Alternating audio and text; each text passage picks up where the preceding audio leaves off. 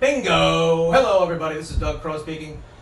Coming to you live from beautiful Charleston, South Carolina, and we are here today to talk about whatever I want because I have no guests because we're on lockdown. And today's episode is called Cocktails and Conversations. That conversation will be with me and maybe somebody else. If I can get someone else to help me out here, we'll see.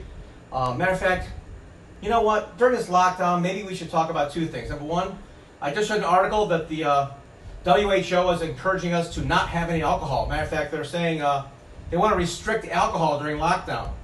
So since I'm more of an outlier, not really a rule kind of guy, I'm going to be having a cocktail while I get my hair cut today.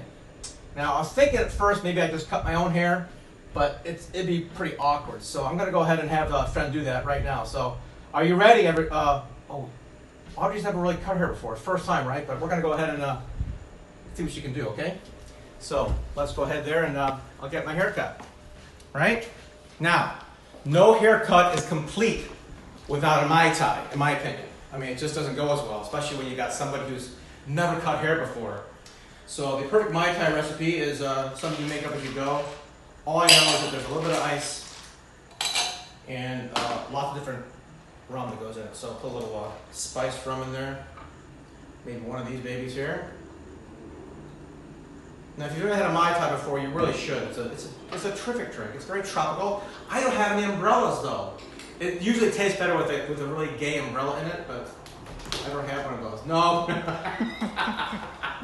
Watch this, folks. This is how creative my friends are. Let me tell you something. I've got a friend here who is super creative. Out comes the umbrella. I'm afraid, Audrey, that umbrella might be a little bit big for the drink, but it'd be great if we have a plumbing leak, certainly. So I'll put a little lemon drink in here. That is like something out of Benny Hill. That's a good one. I like that. Maybe we'll have one more of these just for you. Half of one. All right, so we got our 2.5 rums in there. A little bit of orange juice. Double of the pineapple juice. Oh, perfect. Height. Maybe a little more ice. Just to keep it chilled. And we make the perfect Mai Tai. Now, my very first, probably my second Mai Tai, I had with a good friend of mine in California, Stephanie Coop, if you're watching, remember that? We had Mai Tais at a restaurant that you only allowed 2 of them. They were so strong. And we had to take an Uber back. Next morning, we were still a little bit, we were unable to drive back, so we rode our bikes back to the bar to pick up the car. It was exciting, to say the least. All right, so my friend Audrey and I are mainly me than you, but I don't like rules much. So she busted out of quarantine, busted out of self-isolation to come down here and see Charleston. And what's there to see in Charleston during lockdown? Nothing. But we have fun. And now we have Mai Tais. And the only way you're allowed to stay at my place, Audrey, is to have this Mai Tai. I know you like it a little bit weaker, too bad. And cut my hair because this is just nasty. This is like bushman stuff. So here you go. All right, cheers. Cheers. It's not my fault. No, what, haircut or the Mai Tai? Or both? Oh, come on. Tropical. Don't you feel like you're in the Bahamas right now? Yeah. Yeah. We need to break that umbrella out again. Yeah, okay. All I might right. call for it in the middle of my haircut. So anyway, during this time, I'm not going to do comments or likes or anything because I can't really see the camera. But I'm going to get my hair cut and talk about a couple of things. The episodes on this show, we're going to be talking about a lot of things, such as leadership, books, marketing, branding, positioning, a lot of stuff like that. Before you start cutting, too late? Can I? What are you doing? I want to get a little closer because I think it's got a little boomy here. Just scoot forward here. That sounds better anyway. I want to talk today about customer service because a lot of people talk about customer service as being an expense item in your business, or you've got to placate the customer. But I've had a couple of calls in the past 2 months that were very notable. Matter of fact, both of them are from major corporations, and since this is my show, I can name names. So one of them was Miracle-Gro, and the other one is Wayfair. What are you laughing about? Oh. Miracle Grow. Miracle Grow, Certainly yeah. didn't work on this head of hair. Well, you know what? I wouldn't trust them with I wouldn't trust with my plants, which I tried to. I got an indoor garden greenhouse thing. And on their website, it very clearly states, under their guarantees and warranties, 100% money back guarantee on Miracle. You can Google it. Miracle Grow, probably miracle-grow.com, whatever. And money back guarantee. It says right on the website. So I bought this indoor greenhouse, and the rheostat, the thermostat, some electronic component in it failed. And I called up and said, hey, this isn't working. Can we, fix it? And they were pretty dumb on the phone. And both places, both Wayfair and Miracle Grow, have what I'm pretty sure is USA call centers. Matter of fact, I'm 90% sure US-based call centers. And this person on the phone at Miracle Grow was as about dumb as a box of rocks. I mean, they didn't understand what I was even saying. I know I talk fast, but come on. Broken. Replace, okay? And it took her like 15 minutes to say, I can't help you. And so I finally asked for a supervisor, and this guy was, I'm going in. that's what she said. And And it was just, the more they talked to me, the more they refused to help me, the more agitated I got. I don't get agitated with the scissors in my neck. And I finally said, you know what, just give me a refund. And they said, we don't do refunds on this product. And I said, well, your website says so. Oh, that's our Miracle Grow line. This is your Miracle Grow electronic line. Like, I'm going to go and look up different Miracle Grows to check out a warranty. Makes no sense. Bottom line was, I was very polite. I was getting firmer the more I spoke with them. And the end result was, for $250, which is what this thing cost, they lost a customer, and now they're being talked about on my live stream, and not in a very flattering manner. Bad news travels fast, Miracle Grow. Your customer service is deplorable. I'm never going to buy your crap ever again. So there, neener, neener, neener. On the other hand, I, got some furniture stuff from my place here in Charleston, and I was recommended to go to Wayfair. Wayfair. These people are like your neighbors. Hi, how you doing today, Doug? They were so polite on the phone.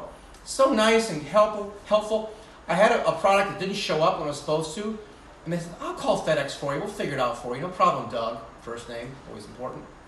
And the product showed up, a day late, but right on my doorstep. It was great. And that's not the best part.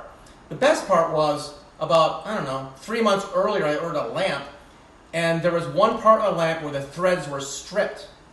And so I called and said, hey, there's a part, the threads are stripped. Can you send me a replacement part? She looked it up and said, oh, no, we can't do that part, actually. We'll just refund you the price of the entire lamp. I said, wow, that's excessive. Okay, how do I ship it back? I said, oh, no, don't ship it. Just give it to Goodwill, and we'll give you the full credit. wow. How is that for customer service? I mean, it's not much for them. It was a $120 lamp. But now I'm talking about them in a positive way on the live stream. What does that tell you? Nice. Right? It's free publicity. So the point of this little anecdote is customer service is not an expense item in your business. It is pure and simple marketing. Every interaction you have, every customer you speak with, every disgruntled customer, every happy one, doesn't matter. You are in control of your customer's relationship with you. Not their attitude, because some people are just rude, that's fine. But if you've ever had a professional customer service person on the phone with you and you're agitated and they keep their cool, that's good. That's smart training. That's not enough. Because if they cut you off, or if they say something stupid, or they're not helpful, or if they're just reading the script, oh God, I can't stand it. I'd like you, and I've said this a couple of times, right? Right. I said this a few times where I say, listen, put the script down and talk to me like a human being. I did this with the Miracle Grow guy. I did this with another company about 6 or 12 months ago, and they couldn't do it. They just kept reading. And I'm like, and I'm pretty sure it wasn't a bot, right? It was a real human being. So. You got some wiry gray hairs here, Doug. What are we going to do with that? Well, I'm not going to dye my hair. I thought the salt and pepper look was in. It's a George Clooney look, isn't it? Yes, it is. No, he's all gray now. Well, then I'm younger than George. Almost, maybe. I don't Yeah. know. What, Ray, you like the salt and pepper look? Yes. All right. what can I do about it? I did dye my beard once about a year ago. I looked like one of those characters where they had magnets and the iron filings on his face. It was kind of goofy looking. Okay. So I'm not a fan. Mr. Crow, how short do you want it on the top? Oh, I don't want a haircut. Oh boy. I Well, thought those rubber gloves were. Never mind. speaking of customer service, I could always get some glue and glue it back on. Yeah. I want it shorter on the sides and just a little off the top. Typically, Okay. yeah. Very thick. So, yeah. Yeah, I don't Yeah. know, non-professional. Yeah, Audrey's not a professional hairstylist, and I'm not a professional customer service person. That's why we're talking about these things, because we're just normal people. Right? Right. So remind the many professionals out there, I hope that they're not cringing right now watching my style of cut. Oh yeah, this isn't marketing for you. This is just we're just doing something other than talking to the camera. So we thought we'd be active and multitask a little bit. Right? Right. Right. Yeah. Okay. What else do you want to know about? Audrey, ask me a question. Ask you a question. Yeah. I don't know, well, you know. You always ask me questions about You've done a ton of sales. traveling in your lifetime. Yeah. Or we want to talk about sales? I don't know. What interests you? Other than you already took a YouTube video on how to cut hair, which feels like you're doing a good job. Well, you know, it's all about blending and I don't know. Blending. Do you even know what that means when you're cutting a guy's hair? Are you blending like, the length, huh? I don't know. I think I would like to hear some feedback from, I know you always talk about business, right? Yeah. You've got wonderful friends and people that have been fortunate to be able to travel, write Right. books, all that good stuff. All right. You know, Oh man, I have so many what cool are they, customers. but what are they gaining by being home more maybe with their families, you know? Oh, that We calls- all talk about the negative of this situation, but Yeah. is there something positive happening? Yeah, they there is. reconnected with their spouse, with their children, right? There's got to be a lot of that good stuff Well, going the on. most important thing is to get the Mai Tai at this point. Yeah, well, Mai Tais help. I mean, can you get the Mai Tai? Oh, but I'm calm. Because it's a little hot here, so there we go. Yeah, so, okay, so we're still locked down. I talked to my son the other night. Illinois is locked down to the end of May. I don't know what's going on in South Carolina. People are a little bit anxiety and frustration, and it's a funny thing because there's this expression that, you have more time now. Sorry, you have the same amount of time. Time hasn't changed. Where you spend your time is certainly changing. Commuting is way down. Air quality is up. Gas prices are zero. So there's some benefits there that we need to be aware of. But you are home with either by yourself or if you import your friends to cut your hair. You have time to focus on something maybe you didn't do before. A lot of my clients didn't have time to write their own books. That's why they hire our firm to help them. We have journalists and ghostwriters and editors create their books for them. And some of them now actually have some extra time to go ahead and work on their book, whether that's just doing research, positioning, or actually writing it. So we are coming out with a program in May where we're going to help people craft, position, and write their own book. Nice. And if they don't want to write it, we also have excellent ghostwriters and journalists they can contact to help them with that. So that's going to be a very exciting program. I'm really quite excited to roll that out here in a few weeks. That'll be a lot of fun, and it'll help people who want to get their message out, get their story told, to do it in a professional manner, as opposed to just trying to do it all themselves and making their book sound like a diary, which I've seen a lot of those. It's a sad thing. So where does a person who just has an idea for a book, where do they start, right? Well, they call me. All right. And what's that number, Doug? Oh, stop. Go to Facebook and send me a private message. I do have some tools and some PDFs to help you better position your story. Everybody I talk to, my story could be a movie, or I've got something very important to say. And that's all fine and good, and sometimes it's true, but it doesn't work without proper marketing and positioning behind it. There's a lot of great stories out there, but most of them don't get told properly, and they get lost in the Translation? ocean. No translation. I tell people when you publish your own book, you're a literal drop in the ocean, because there's millions of books out there and close to 500,000 new ones every year just in the U.S. alone. So every year your chances of being recognized diminished by a factor of 500,000 to 1 every year. It's horrible.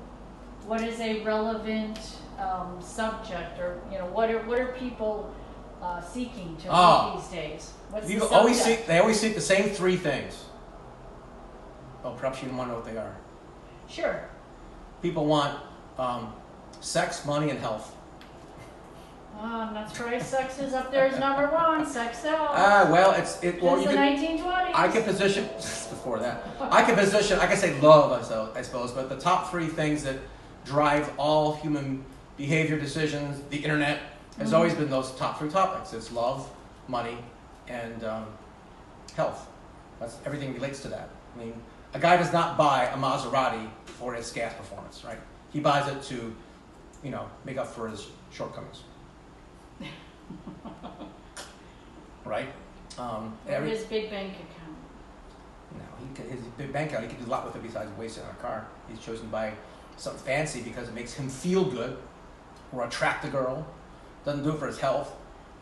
All right. So those are the 3 things. So no matter what you do or what you're trying to say in the world, you're not trying to sell a product or a service. You're trying to help somebody else with their transformation. That's a key differentiator. There's an old saying in sales that sell the benefits, not the features, and that's partly true. You don't want to focus on the benefits. You want to focus on the benefits. Nothing more said. All right. You want a mirror? You want to check that out? You want it shorter? I don't have a mirror. I'll get you. Okay. But focusing just on the benefits is only the start. A benefit has to also do something for the reader or the audience, whatever it is, and that is a transformation of sorts. Whether I want to improve my health, my relationships, or my monetary standing. That's what everything pretty much boils down to. So people who do self-improvement books or business books, even stories, even fictional stories, are designed to get somebody to escape life or teach them a lesson, empower them, inspire them to do what? To be better. See, I noticed this mirror was cracked. So Oh. well, now they see who Ray That's was. good luck. Now you're in the camera, Ray. Thank you. Do you want these sides Oh shorter? my gosh, that is horrible. I know. I look like Hitler. I was thinking more like Woodstock from Peanuts, but. Who? Woodstock from Peanuts? You know the character, the little bird with the. Oh, the fly-away Woodstock. hair? Okay. I think all right. Do you want it shorter on the just, sides? It's just the. Or on top? You want it shorter? What do you? I can't ask the audience because they don't have like. No, it's fine. Well, you wear it long typically. Yeah, it's just. Oh, I know because you're pulling it backwards and having to go. Yeah, forward. how do you style it? It normally goes forward. All right, Like well, play with it. That's what she said. How's that? Is that better? Okay, no, that gives me a good perspective. Okay, as long as there's no hair in my drink, that's the most important thing. How about your Mai Tai? It's good. Okay. It's delicious. She's a real teetotaler. She can't even have a sour one. Go ahead. No, yeah, have it. Chug it, babe.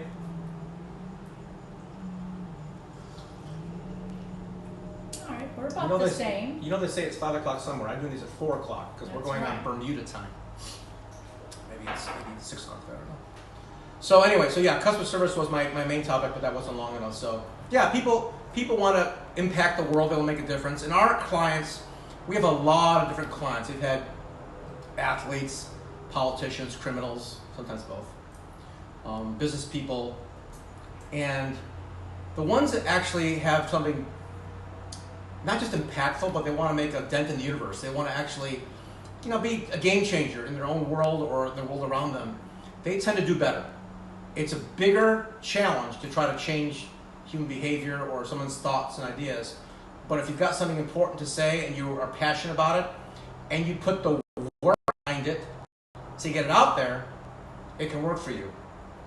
Just doing a book about, your financial planning firm or your roofing business, not that interesting. So, if you're... You go down, there you go. Yeah, there you go. There you go. Which goes back to, are you courageous enough to have a big dream? Oh, yeah.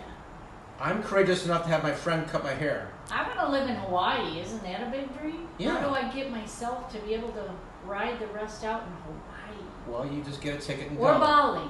Oh, Bali's nice. Yeah. Just get a ticket and go. All right. No, you're not going to do that because you've got dog and daughter and house. So you got to get rid of those things. I mean, how big is your dream? You got to make a sacrifice. There you go. No, you got to bring Comet. She's got the best dog in the world. Yeah. That's a good question. If you really want to go, I mean, you have to just do it. And it's scary to make big changes. We have to make big changes before. Sometimes they're thrust upon us. Sometimes they're decisions we make. But in either case, you know, things always work out. What's the worst that can happen? If you just go back, you start something new. No, I mean, think about it. If you sell your house for a loss, and you and Comet go to Hawaii next month. Comet's my dog. Yeah. Okay. Dog, boyfriend, what are we going to call him? Same. Same. It doesn't talk back. All right, don't laugh. Yeah. Don't laugh. I got scissors to your head right now. Okay. And yeah. Right. Okay. So yeah, Hey. if you want to go to Hawaii, just go. We'll miss you. I don't know if I'll miss the haircut. Yeah, you'll come visit. Did Yeah. it feel like a professional did it? Yeah, I had the same worthless banter, and do I owe you $12 or what? Nope, the Mai Tai will do. Okay, good enough. Yeah. All right. We good? We are good. All right, folks. So I got my hair cut during the coronavirus pandemic by my great friend Audrey. So we're very grateful for her. And Can you give me a ponytail cut? oh yeah, can I take this thing off? Have you ever heard of that? Yeah, I have. Can I? All right. You still have some on you, so. Yeah, it's okay. Yeah. Yeah. Maybe they've never seen this. I don't think most women get the ponytail cut, right? We just cut But the you whole just thing off put like it in, this? yeah, and then Ready you to just cut cut. No! Okay, no, we can't do that. All right, so let's go back and end the broadcast because this has been a lot of like blah blah. And we'll come in here. I'll go back to camera 1.